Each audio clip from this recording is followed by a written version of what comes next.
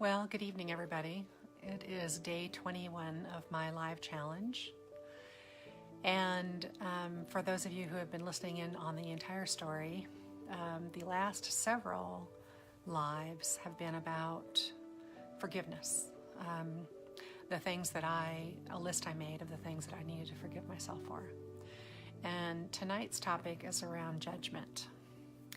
And I don't know how many of you have heard that phrase, and I'm probably going to butcher it, but it goes something like the thing that you get upset about or you notice the most about other people that bothers you the most is the thing that you need to take care of yourself, something like that.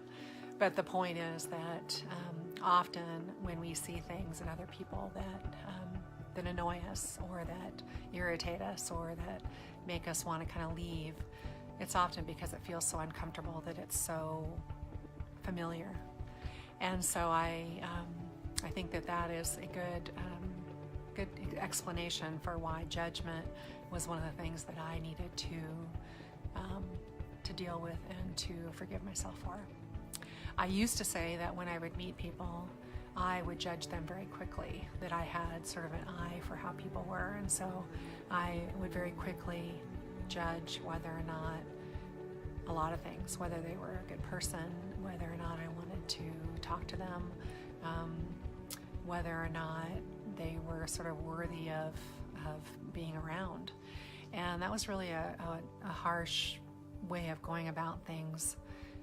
I learned as I got older that even though I would have that immediate reaction or feeling about somebody, that it was much better to wait and to take some time to get to know the person, because first impressions are often, just that and not at all accurate to the person. So I did learn over time that my judgment or my first impression of somebody was often wrong, and that it very often had to do with how I was feeling at the time or what was going on in my head, the way that I reacted to somebody. So judgment is a big topic for me, judging other people, and also feeling judged and believing that at all times I was being judged, and putting on a pretty face, putting on a kind of pretend me to avoid that, what I believed was judgment all around me. And it's such a crazy thing, because in the end, it doesn't matter. What you end up putting out there because you're so worried about being judged is an inauthentic person.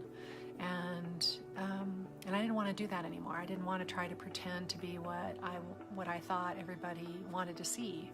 I didn't want to continue to pretend by saying things that I thought would make people feel better. And so it started to become very uncomfortable as I got older, that I was living a life that was not true to me. It was what I thought everybody else wanted to see from me. So judgment is a harsh thing. The worst part of it is how you judge yourself.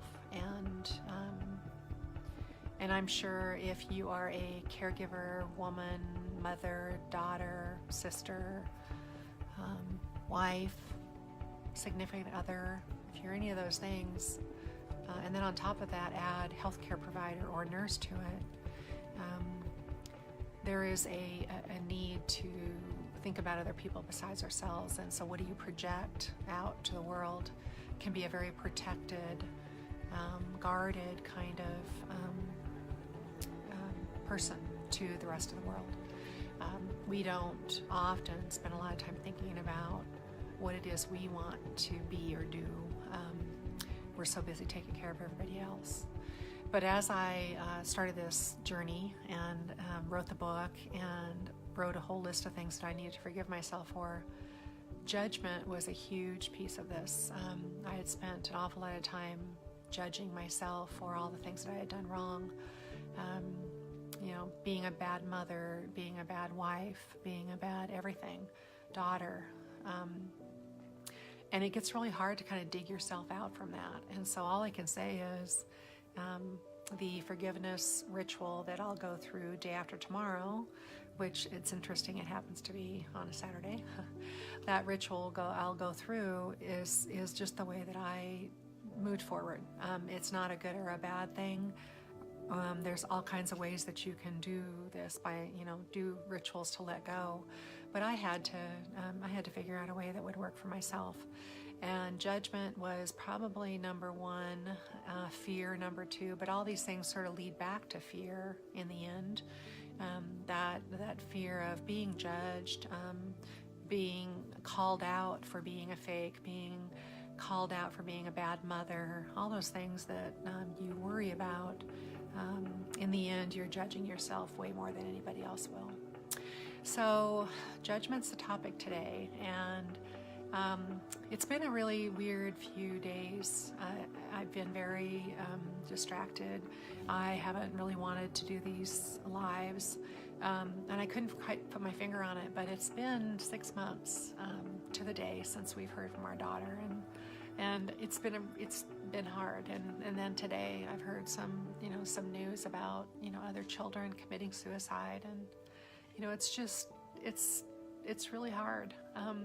But anyway, what I would say is all we can do is the best we can do, and I'm learning to understand that feelings come up earlier than you understand them, and that you have to kind of give yourself some time to understand what's going on in your heart and your body. And for me, it was dread, worry, not sure where she is. Anyway, and it all comes back to judgment. So I promised I wasn't going to fall apart on this live, but I did it anyway. So what I would ask all of you that are listening or will listen later is, what do you judge yourself for? You know that you're going to be the biggest critic of yourself, and nobody else will have anywhere near the amount of criticism for you that you will have for yourself. And so what do you judge yourself about? What do you need to let go of? How do you move forward? Because in the end, lives are very short. And thank you, honey. And in the end, we just have to move forward. So I love everybody that's been on and supporting me, and thank you. And so tonight's judgment talk is, ask yourself that question, and then how are you going to let it go? And in a couple days, we'll go through a little ritual, and maybe that'll work for you. So this is day 21, and thanks, everybody. And I'm done. Good night.